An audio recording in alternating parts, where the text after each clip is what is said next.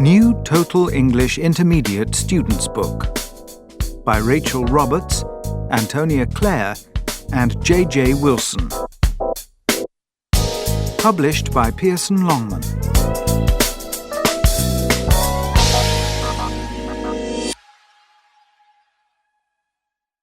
CD 1. Track 2. 1. What activities and hobbies are you good at? I'm quite good at juggling. Are you? How did you learn to do that? Well, I started off just throwing and catching one ball, then two, and now I can juggle with 5 balls at once. Can you juggle with plates? No, I don't think I could do that. 2. What clubs do you belong to? I don't belong to any, but my daughter is a member of an astronomy club. Is she? Can she tell you what will happen in the future then? No, astronomy, not astrology. She studies the stars and planets. Oh, oops. I always get those two mixed up. Does she have a telescope then? Yes, it was expensive, I can tell you. 3. What types of exercise are you keen on? I'm keen on snow kiting. Really? What's that? It's like snowboarding, you know, going down a mountain on a board, but you have a kite attached too, so you go even faster. I haven't even been skiing. Isn't it terrifying? Yes, it is. That's the whole point. Do you do it regularly? No, I don't. About once a year. 4. What cultures are you interested in? I'm really interested in Chinese culture. Have you been there? Yes, I have. I went there on holiday a few years ago and just found it fascinating. I'm trying to learn Mandarin now. Oh, and I've started Tai Chi classes as well. Have you? Isn't that a kind of martial art? Well, yeah, but it doesn't involve any fighting. It's a series of slow movements, almost like a slow dance. It's really relaxing. 5. What do you spend too much time on? Oh, that's easy. Sudoku. What's that? Sudoku? It's a kind of number puzzle invented in Japan. You have to complete a grid so that all the lines and boxes contain all of the numbers from 1 to 9. I haven't tried that. CD 1. Track 3. 1. How did you learn to do that? Well, I started off just throwing.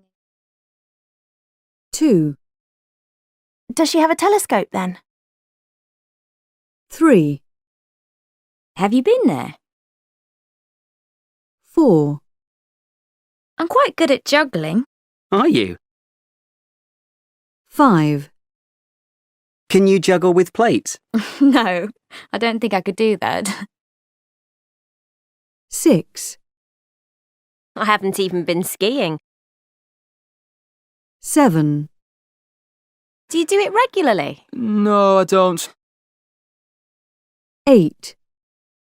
Have you been there? Yes, I have. 9. Isn't it terrifying? Yes, it is. That's the whole point. CD 1.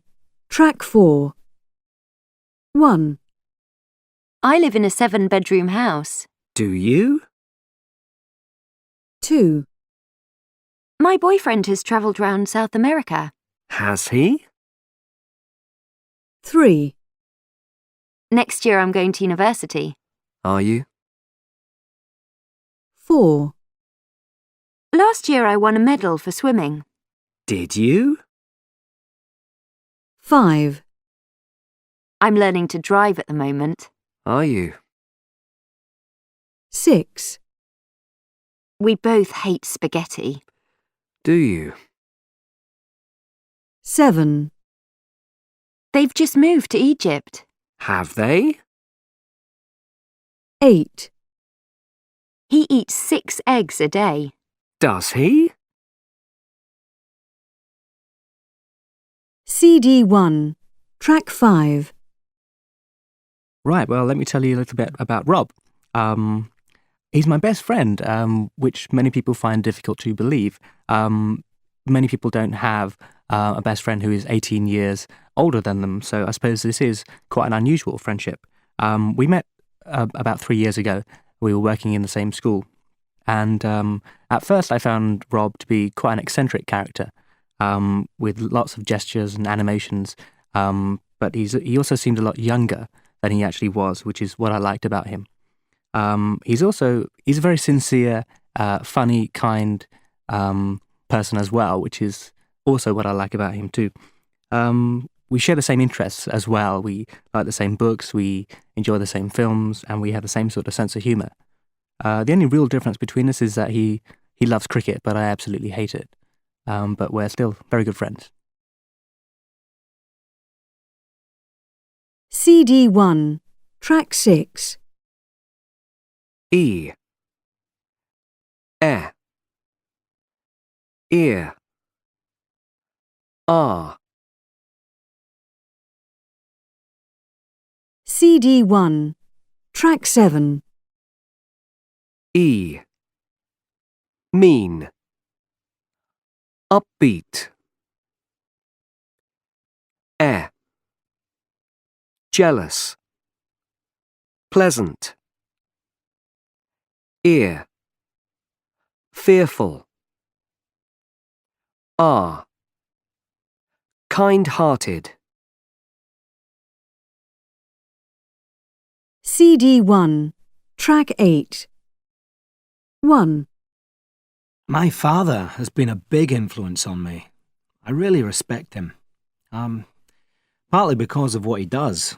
We do the same job. But I think also his character.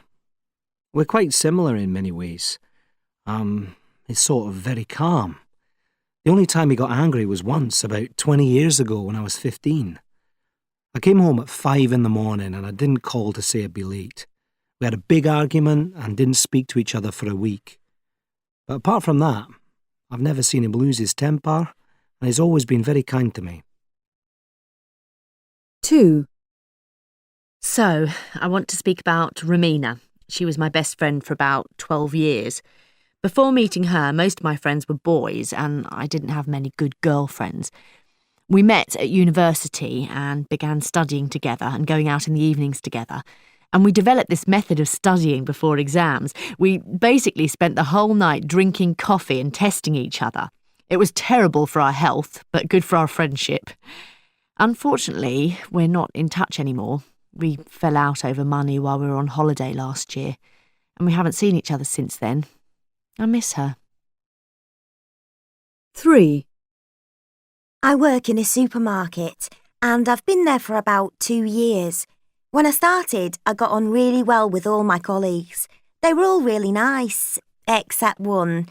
This one girl, I think her name was Sarah. She was always unfriendly to me. I don't know why. Then I found out that she was saying bad things about me. She said I was lazy and a bad worker, that kind of thing. I really saw red, and we had a huge row.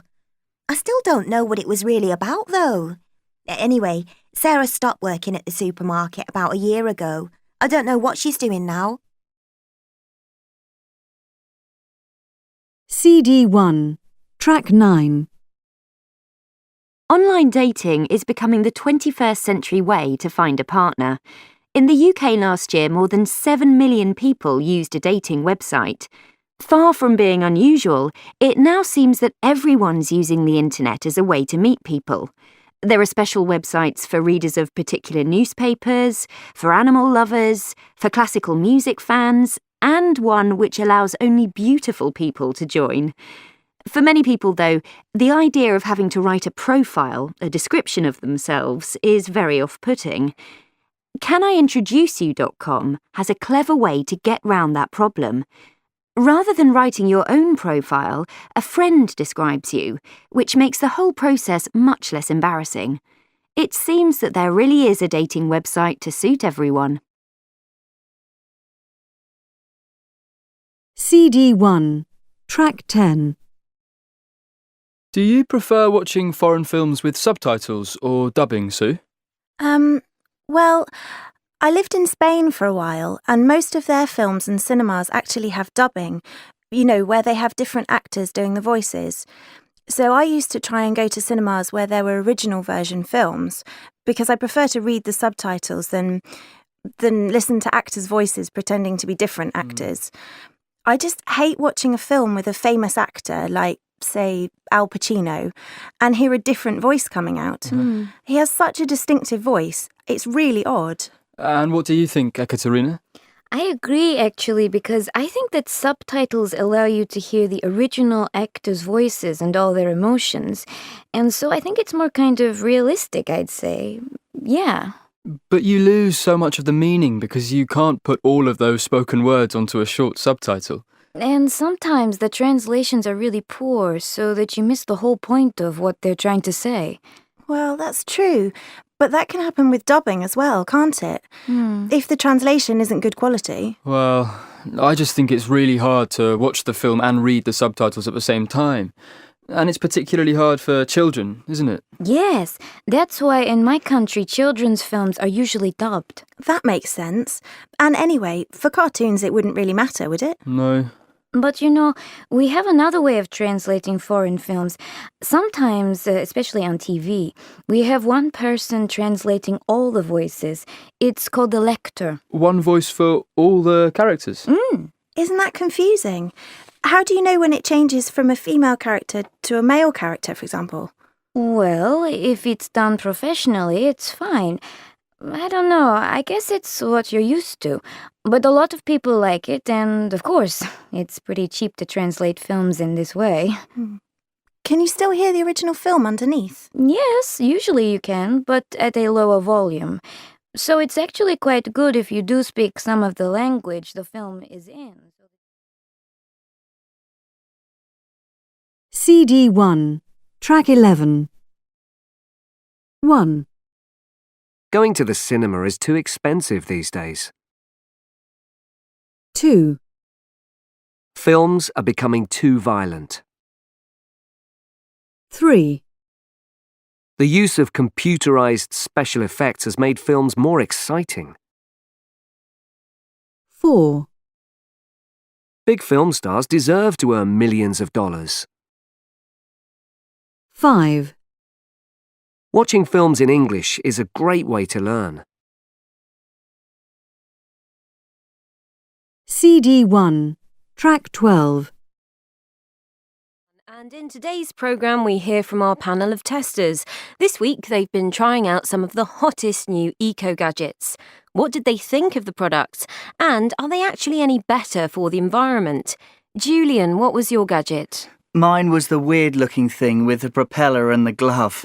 It's actually a device you can wear while riding a bicycle that makes you go faster, much faster in fact. The glove controls the speed, and you can do up to 130 kilometres an hour. I mean, I can't say I tried going that fast myself, but it was certainly a lot faster and easier than cycling normally. It's powered by petrol, which is really what I didn't like about it. Basically, it's made a completely eco-friendly means of transport, a bike, use fuel. That said, it does apparently use a lot less petrol than needed by a car, so I guess it could be a better choice. And Anna, what did you take home? I took home the 2 cardboard boxes. They're actually speakers for plugging into your MP3 player. Oh. I wasn't expecting much, to be honest, but I was pleasantly surprised. The sound they produce was actually very clear. They're cheap, but to be honest, I still don't think they look very good. Chris, how did you get on with your gadget? Well, mine looks like a soft toy and it's a kind of octopus shape. In fact, it's a webcam, you know, a kind of camera for seeing and talking to people over the internet. It worked really well and it looked a lot nicer than a plastic one. But is it more eco-friendly? Yes, I think so. Most of the material used to make it has been recycled. Of course, it doesn't exactly look professional if you wanted to use it at work. And finally, Joe, what was your gadget? It was a rather clever kind of radio. It's quite small and square, and it has a handle which you can wind up to get energy to make the radio work. Or you can use the solar panel on its side. It was easy to wind up, and I got about 20 minutes of playtime out of winding it up for 1 minute. The solar panel was less successful, but perhaps that's because it just isn't sunny enough in this country. CD 1, Track 13. Entertaining. CD 1, Track 14. Annoying. Boring. Entertaining. Exciting. Gripping. Incredible. Inspiring. Moving. Nauseating. Nonsense. Unrealistic. Unwatchable. CD 1, Track 15. 1. A father and son who made millions of pounds from fake DVDs have been jailed for 6 years. 2. Hundreds of thousands of DVDs were produced by workers hired by the gang. 3. The DVDs were sold cheaply in pubs and markets. 4. It is estimated by the police that the criminals made around £43,000 a day from the operation. 5. The gang members lived a life of luxury until they were caught. 6. However, police believe that most of the money the gang made has been taken out of the country. 7. It is estimated that criminal gangs in the UK make about £300 million a year from fake DVDs. 8. Police dogs have now been trained to find hidden DVDs. CD 1, Track 16. Do you believe everything you read in the news, normally? No, not really. I read lots of different papers and I find that they all report the same story differently. The interesting trick they play is that each newspaper seems to tell a different part of the story, so they withhold the information. Yeah, they seem to decide differently as to what they think is going to be worthy of a story for somebody to read, and they do reflect on it completely differently sometimes. It's difficult to know what's important and what's not. Yes, and as I say, it's strange that it seems that sometimes they will hold back information so that the story sounds worse than it actually is. And it almost comes across as if the newspaper wants you to get angry. Or sometimes they'll express something that's supposed to be so exciting and you're not quite sure whether you really agree with it being that exciting or that interesting. Which as it actually is. Yes, I suppose that raises the other point. Writing news is a business. It's an industry. They have to come up with stories every day, all day, and so they have to almost write it a little bit like fiction, as if, to make it exciting. Well, yeah, and they have to sell newspapers. They have to make money. So sometimes you think that that's the only reason that they're maybe writing a story. CD 1, Track 17. Divorcee. Employee. Escapee. Refugee. Coffee. Korea. Vietnamese. Cigarette. CD 1, Track 18. It's a horror film set in Spain. It's about a woman who buys the house where she used to live as a child. Her son starts to see the ghosts of children in the house, and then he suddenly disappears. The main characters are the woman and her husband. There's also a rather spooky old woman. CD 1, Track 19. The house that the woman, Laura, buys used to be an orphanage, and the ghosts are of children who lived there. When Simon, her son, disappears, the police think that he may have been taken by the spooky old woman, Benigna, who it turns out used to work at the orphanage. However, Laura becomes more and more sure that he has been taken by the ghosts. In the end, Laura finds Simon, but I won't spoil the ending by telling you how. CD 1, Track 20. 1. The Dos Santos family. So, how do you feel about the house swap? Oh, I can't wait. I can hardly believe we're spending more than 1 month in London. We've never been there before. Well, I'm sure you'll love it. Yes, I'm sure we will. What are you going to do while you're there, Carlos? We're going to see all the sights and the museums. And I'm going to do lots and lots of shopping. Great. There are some wonderful shops in London. I'll give you the address of a great shoe shop. I'm going to spend lots of money and buy beautiful clothes and souvenirs for my family. And we're visiting some friends in Oxford on the 3rd of June. I think they'll have nice shops there too. And of course we can... 2. The Armitage family. So, are you ready for Spain? Yes, I think so. We've always wanted to visit Spain. It has such a rich culture. I want the girls to experience that while they're young, even though they're not very keen. We're going to see the cathedrals. And we love Spanish food, so we're going to try all the local dishes, particularly the seafood. Of course, the girls will probably want to go to McDonald's. Yes, but we won't go to McDonald's. Forget it. Oh, and we're also going to go to the beach. Yes, we're looking forward to that. I really hope this will be the holiday of a lifetime for us all. CD 1, Track 21. 1. Miriam Dos Santos. Hi, Miriam. So, how was London? Well, London was fantastic, but the house was a disaster. Oh dear, why was that?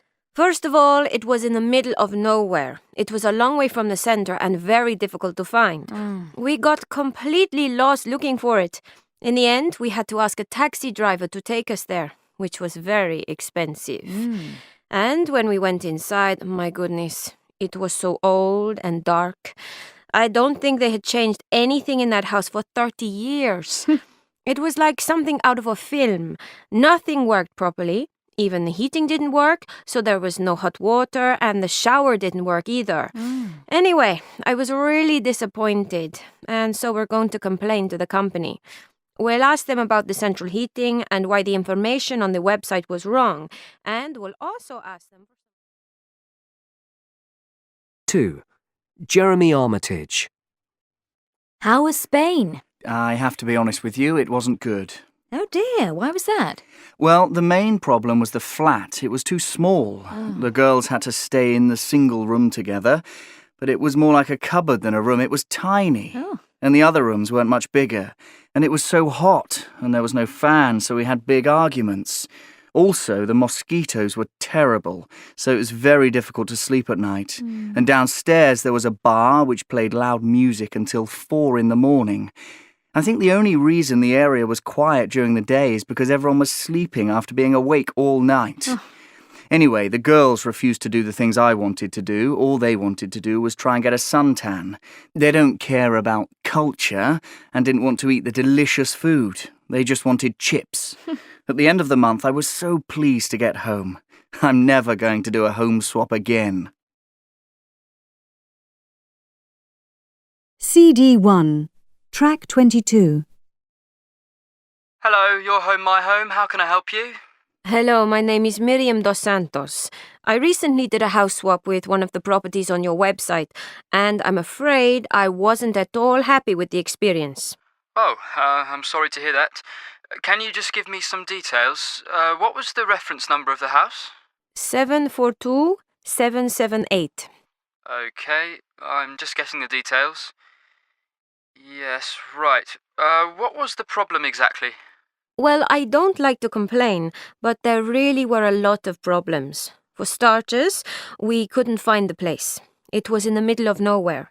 The information on the website said that it would be easy to get into the city centre, but in fact, it took over 2 hours to get there. Well, of course, it does depend on the time of day. Rush hour can be a problem. No, I'm sorry, but it was just a long way from the center. And when we got there, the house was in a terrible mess. There were dirty dishes and cups everywhere. The bathroom was disgusting and far too small. Oh dear, yes, there was supposed to be a cleaner coming in before you arrived, but she was ill, so it didn't happen. We must apologise about that. Oh, well, that wasn't the only problem, actually. There weren't any clean sheets or towels, so we had to go out and buy some more, and the central heating wasn't working, so the house was freezing and there was no hot water. Actually, the heating was working, but it was switched off. You needed to switch it on. Well, in that case, why didn't the man I spoke to at your office explain that at the time? I'm sorry, but it just isn't good enough. No, I do apologise for the inconvenience. Well, actually, I'd like you to give me a full refund of the fee we paid to Your House, My House. Well, it isn't company policy to give a refund. Perhaps we could give you a goodwill payment of, say, £100 to pay for the sheets and towels you had to buy. How would that be? Well, I think you should give me a refund, but I suppose that's something. And I do apologise again. CD 1, Track 23.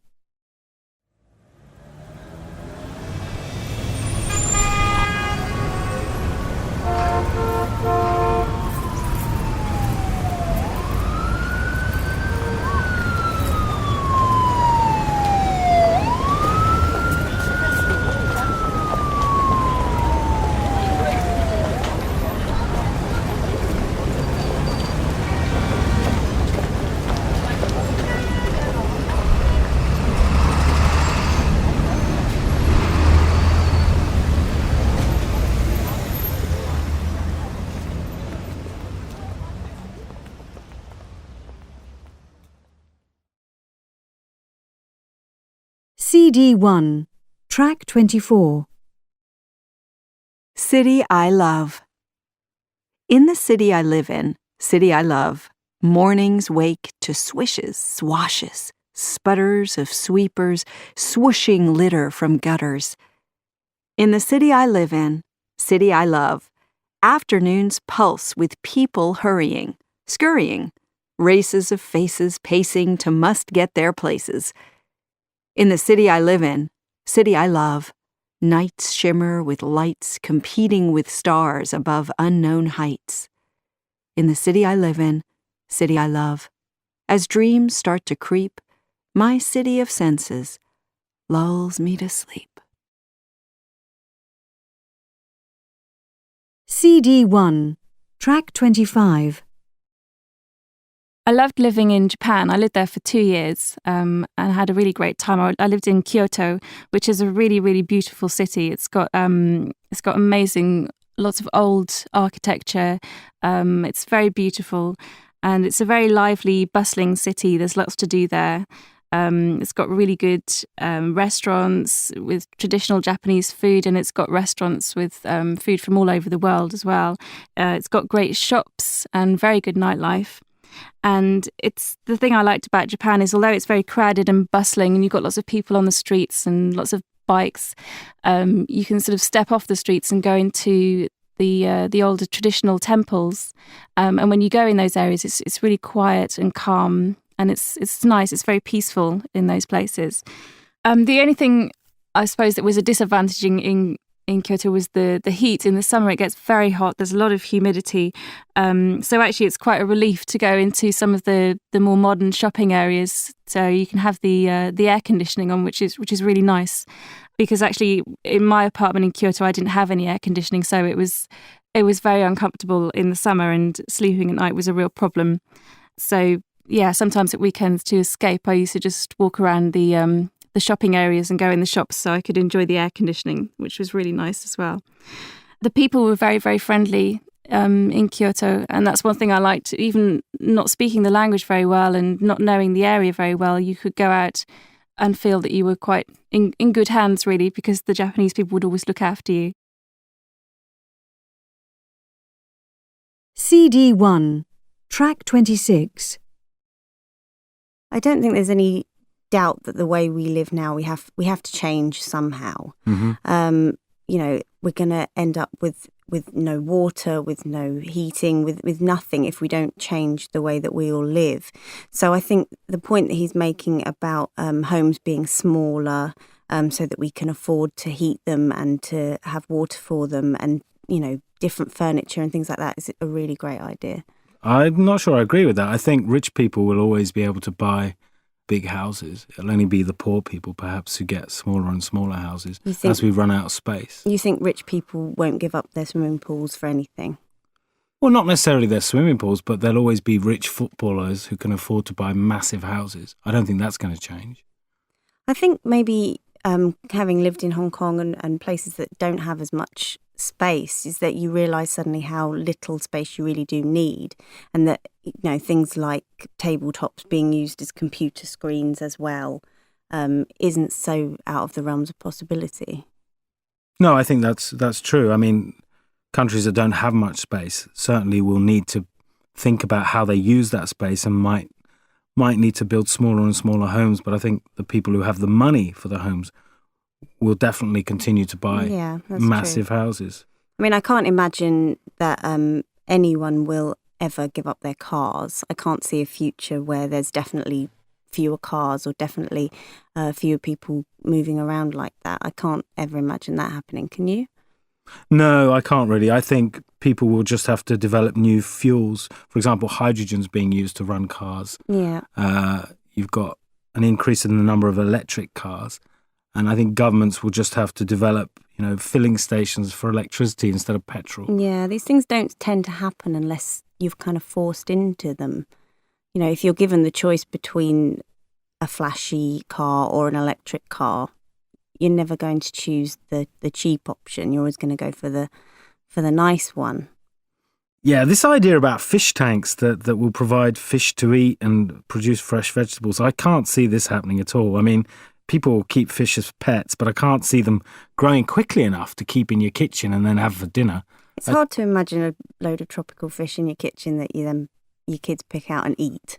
Yeah, I agree. But there are things that are around already, like fridges that you can send messages to from your mobile phone to. Can you? Yeah, that you can tell them what you want them to order from online supermarkets and things like that. It knows when you're running low on things. Cool. I haven't heard of it being able to tell you when it's about to go out of date, but it sounds like a good idea to me. Yeah, and I think, the thing about robots being more common in the future, I think that's probably right. I mean, they already have the little vacuum cleaners that run around your living room cleaning it for you. Yeah. So I think they'll be developed further. It seems hard to imagine, but I don't think any of us anticipated what kind of things we'd already all have in our homes. Having a computer in every home was unimaginable at one point. So you never know where we're going to end up. No, you don't. CD 1, track 27. 1, Washing machine. 2, Central heating. 3, Sofa bed. 4, Wall cabinets. 5, Computer screen. 6, DVD player. 7, Mobile phone. 8, Air conditioning. 9, Fish tank. 10, Swimming pool. 11, Bunk bed.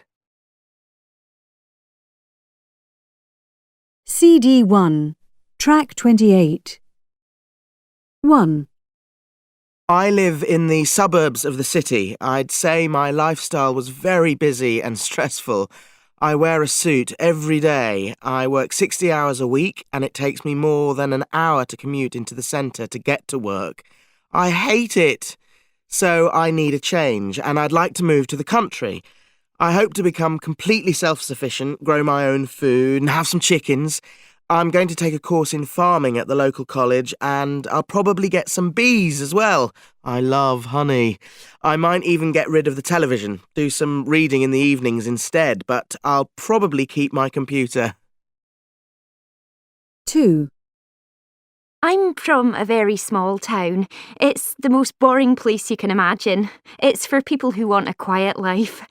There's one school, one post office, and only a few shops, and that's all. I guess it's quite healthy, no pollution or anything, but it's also very dull. So I want to experience city life. My dream is to live right in the middle of a big city where there's loads going on. So what am I going to do there? I'm going to find a job, of course, because I know the city is expensive. In my free time, I'll definitely go clubbing a lot to try and meet people and make friends. I imagine there'll be people from lots of different countries and cultures. I could also do a course, learn another language. CD 1, Track 29. Frank Abagnale, a good-looking English boy, pretended to be first a pilot, then a doctor, and then a lawyer. For 5 years, he travelled the world for free, stayed in expensive hotels, and had relationships with beautiful women. Furthermore, by the age of 21, he had tricked and cheated his way to $250 million. In the golden age of James Bond, Abagnale really was an international man of mystery. He was wanted by the FBI and Interpol, international police, in 26 cities. Abagnale's charm was his most important tool. He dressed well, and everybody believed everything he said. Leonardo DiCaprio, who plays Frank Abagnale in the film Catch Me If You Can, said, "Frank Abagnale is one of the greatest actors who has walked the earth." Abagnale was a lonely child. When his German mother divorced his father, Abagnale had to choose which parent to live with. Instead, he ran away from home and began his life as an international trickster. He got a Pan Am pilot's uniform by saying that his was stolen and that he had an urgent flight. This allowed him to stay in any hotel he wanted. Pan Am always paid the bill. What's more, he even pretended to be a footballer and played for a professional team for a year. He broke the law constantly, but he never went to prison until he was finally caught in the USA. Despite his crimes, Abagnale never had any enemies. These days, Abagnale doesn't need to trick anybody. He is a successful consultant. He advises companies on how to cheat their customers, and he also lectures at the FBI Academy. He wrote his autobiography in the 1970s and sold the film rights for $250,000. CD 1, Track 30. OK, so which of these do you think is the most dishonest thing to do? Right, well, I think it would have to be copying work from the internet, don't you? I guess so. What about copying a CD from a friend? I do that a lot, don't you? Yes. I suppose I shouldn't really, should I? What about taking stationery home from work? I think that depends what it is. I don't think the odd pen is a problem, is it? No. But you haven't taken anything bigger, have you? No, of course not. I do know someone who took a whole box of pens, though. That's a bit different, isn't it? Definitely. Now, have you ever lied about your age on an internet dating site? If I had, I wouldn't tell you, would I? I think that's pretty dishonest, actually. But people do it all the time, don't they? Yes, and not just about their age. What about switching price labels in a shop? I wouldn't do that, would you? No, definitely not. That's just stealing, plain and simple.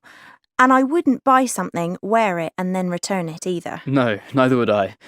So, which is worst? I think switching price labels, actually. Yeah, and then maybe... CD 1, track 31.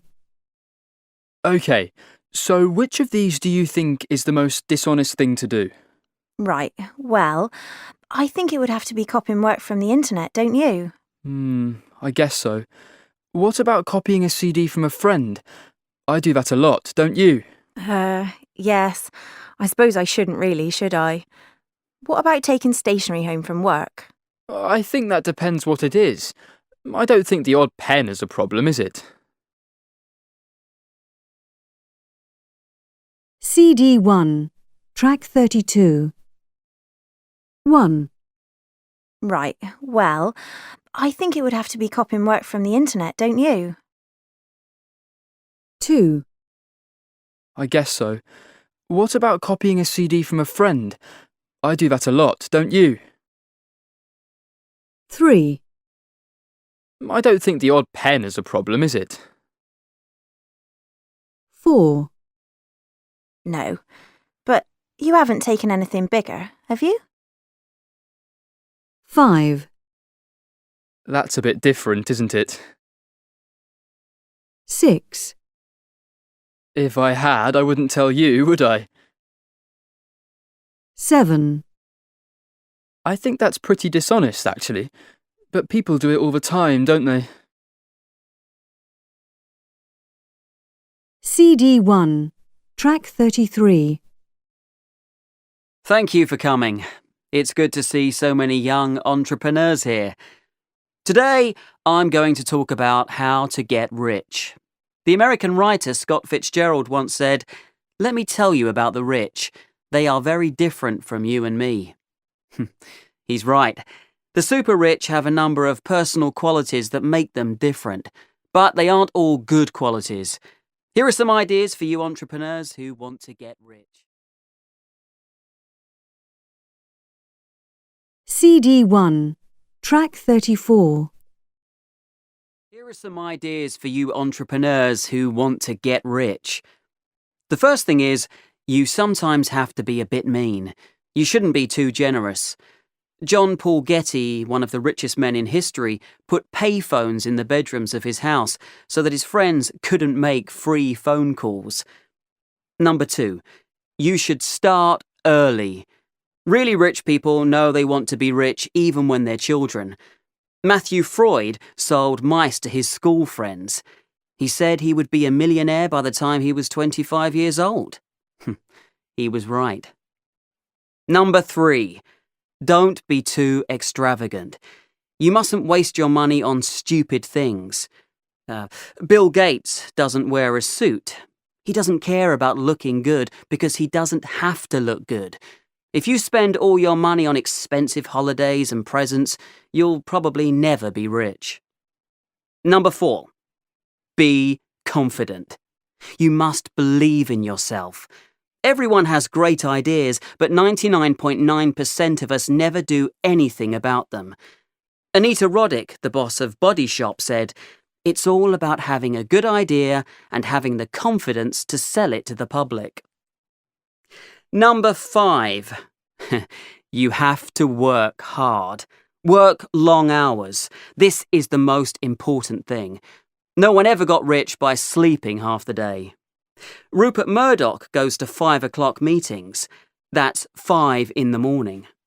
Bernie Ecclestone, the Formula One billionaire, went to his office at 6 in the morning. Every day.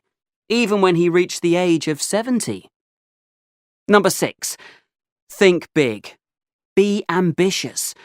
You shouldn't think about the limits of your business. Sell yourself to the world, not only your hometown. Of course, there are lots of other things. CD 1, track 35. 1. You must believe in yourself. 2. You mustn't waste your money. 3. Bill Gates doesn't wear a suit. 4. Don't spend money on expensive holidays. 5. You shouldn't think about the limits of your business. CD1, track 36.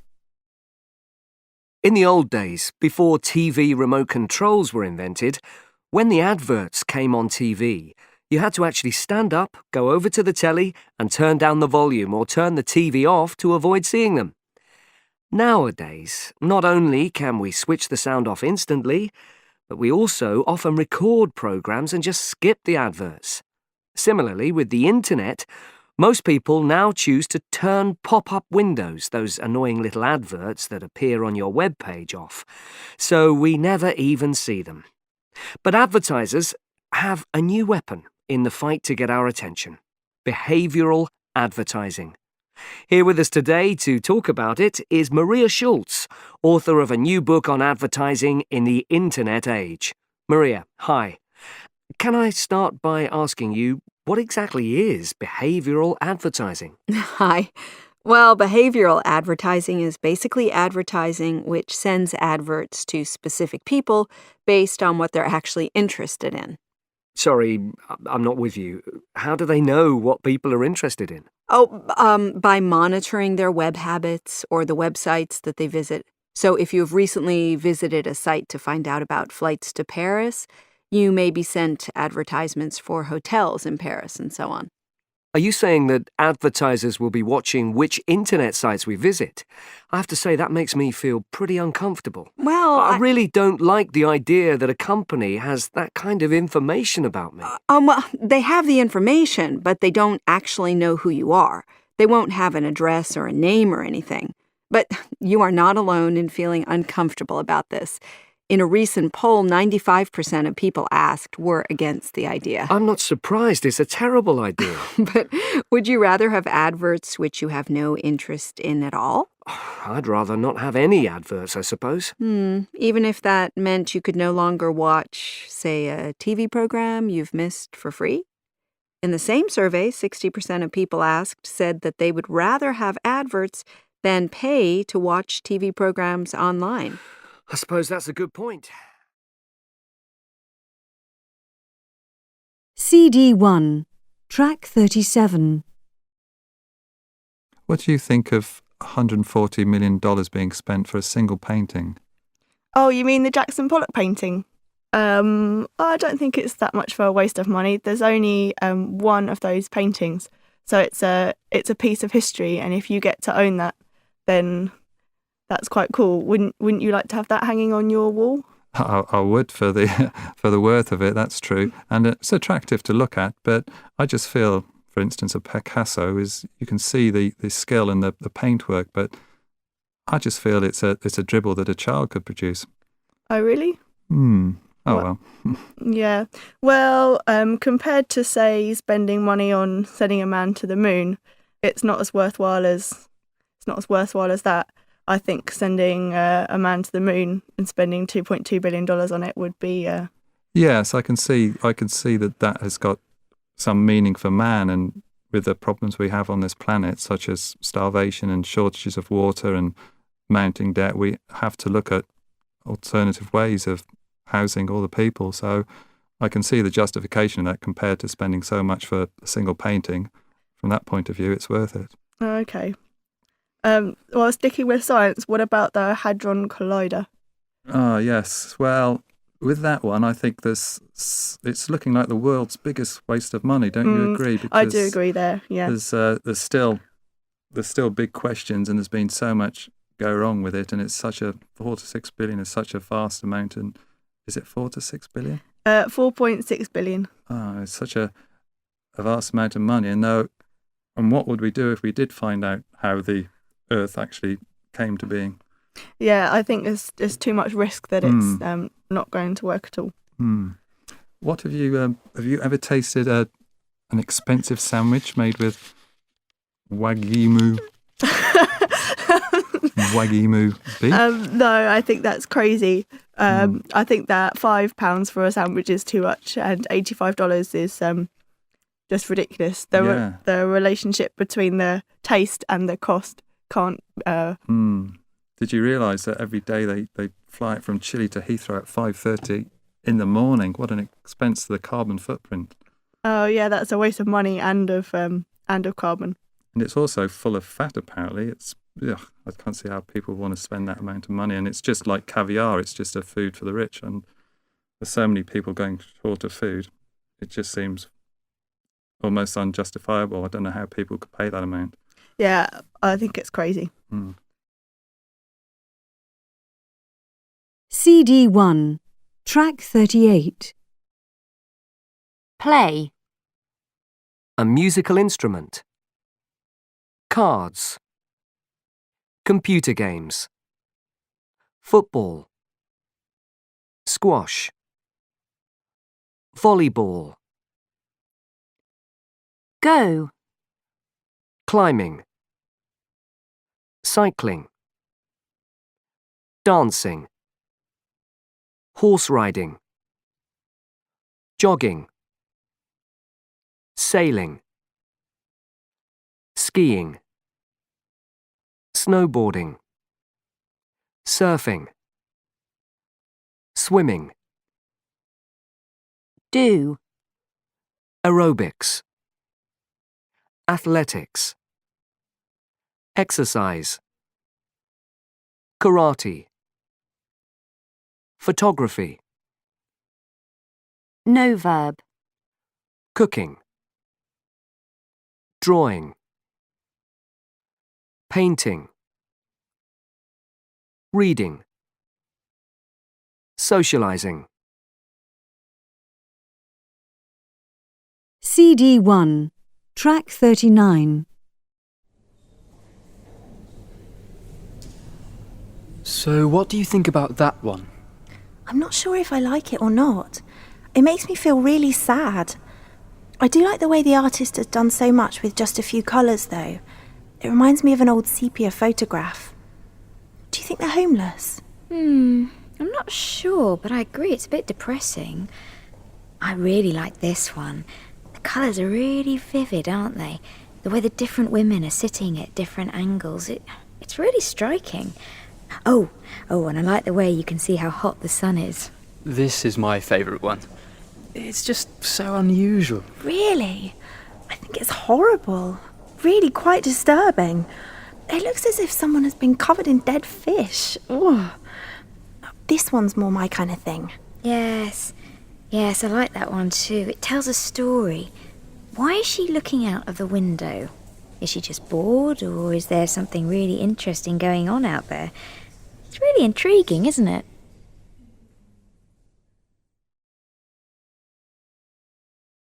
CD 1, track 40.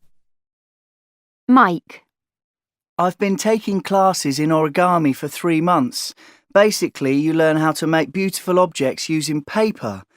It's an ancient Japanese art and I really love it. It's very creative because you actually make very beautiful things, birds, animals, and you can keep them forever.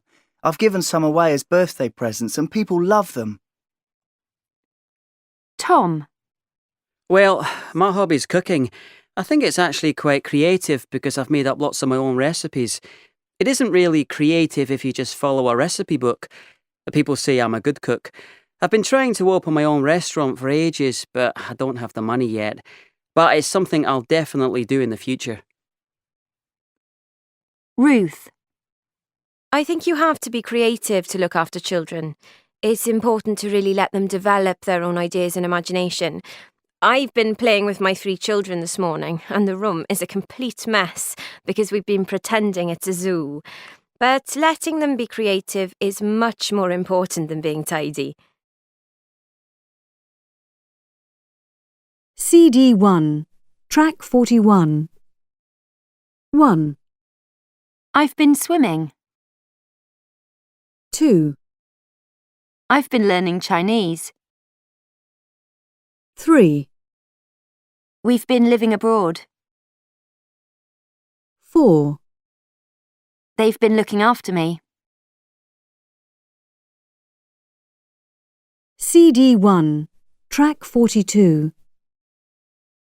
Hannah, did it surprise you how you spend your free time? Yeah, I didn't expect to see these results at all.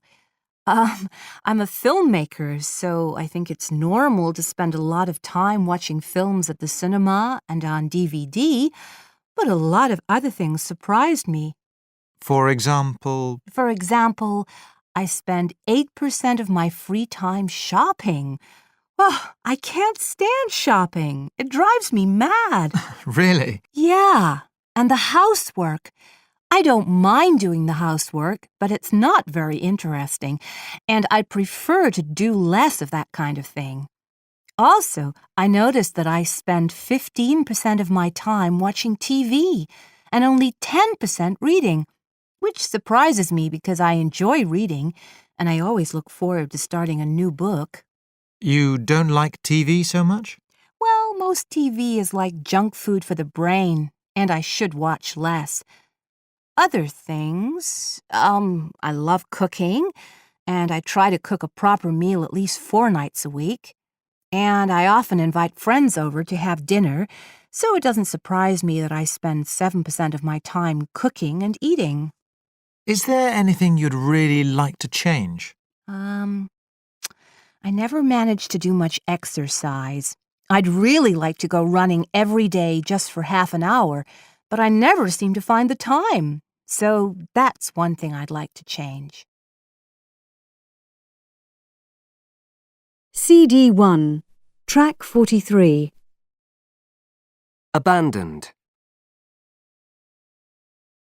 Album. Based. Chapter. Character. Classic. Danger. Page. Soundtrack. Vampire. CD 1, Track 44. So, can you tell me a bit about some typical Argentinian dishes? Well, the first thing to say is that everyone eats quite a lot of meat. Argentinians love grilled meat on the asado, or barbecue. The meat is sometimes marinated first. They put it in a sauce overnight to soak up the flavor before it's cooked. A popular marinade is chimichurri, which is made with garlic, oil, and herbs. Another favorite type of food is empanadas.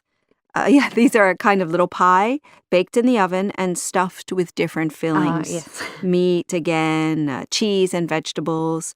These can be served hot or cold. And what about dessert? The most famous sweet has to be dulce de leche. It's made by boiling milk and sugar together. It's usually served with cake or biscuits. CD 1, Track 45. Last summer, I went to a wonderful restaurant in Bruges in Belgium. It was for my boyfriend's birthday, and we decided to go to Bruges for the weekend. We went to a lovely restaurant in the centre of Bruges, which used to be a cathedral, so the inside of the building was very, very old. It was summertime, so we could sit outside, and the atmosphere was very peaceful and relaxing. It was quite a nice evening, so we sat outside and enjoyed the sunshine. The restaurant's quite expensive, but we decided to treat ourselves, and I had vegetarian lasagna, and my boyfriend had steak. The restaurant serves quite a lot of different types of food, but it's famous for fish and meat. Probably the worst thing about the restaurant is the service. The service is quite slow, but it didn't matter, we still had a nice time. CD 1, Track 46. 1. It's a type of sport which you do in the sea. You need a board and big waves. It can be dangerous, but it's really exciting. 2. It's a kind of meal you get in Indian restaurants. It's hot and spicy and usually has meat in it. You eat it with rice. 3. It's the stuff you find under the grass. It's brown. You see it when it rains. 4. It's something you use for cleaning the house. It's a machine that picks up dust and small pieces of dirt. 5. They're usually made of wood. They're a useful thing to have in the house because you can put your books on them. CD 1, track 47. A computer screen is rectangular. An egg is oval. A plate is round. A floppy disk is square. An elephant is heavy. A mouse is light. The Grand Canyon is enormous. Buckingham Palace is huge. An ant is tiny. The main road is wide. The back streets are narrow. Soap is smooth. A beard is rough. Toffee is sticky. Ice cream is soft. A stone is hard. CD 1, track 48. Rectangular. Oval. Round. Square. Heavy. Light. Enormous. Huge. Tiny. Wide. Narrow. Smooth. Rough. Sticky. Soft. Hard. CD 1, track 49. I'm going to tell you about capoeira. Capoeira is a kind of martial art, which is also like a dance. It originated in Brazil, where it was started by the African slaves. The story goes that the slaves were forbidden from fighting, so they developed a kind of fighting which, to the slave owners, just looked like a dance. The music is very important, as the songs are sung while a game is being played to tell the story of capoeira and the slave struggle. The most important instrument is the berimbau, a kind of guitar with just one string. You need to be very fit and strong, particularly your arms, as you often have to use your hands to balance. Every movement needs to be done perfectly, so you should have good control of your body. Everyone sits around in a circle, singing and playing music, and two people fight in the centre. To fight the other person, you kick with your feet, but nowadays there's no contact. As soon as you see the other person's hand or foot coming towards you, you have to move away quickly. You must be careful the other person doesn't kick you.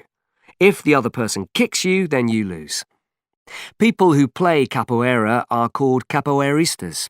Capoeiristas usually wear white clothes.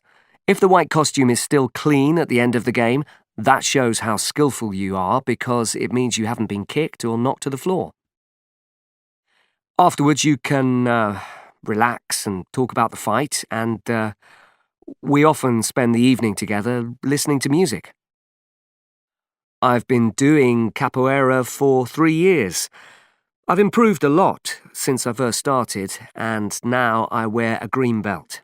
In the future, I would like to become a trainer, called a master, and teach other people about this beautiful sport.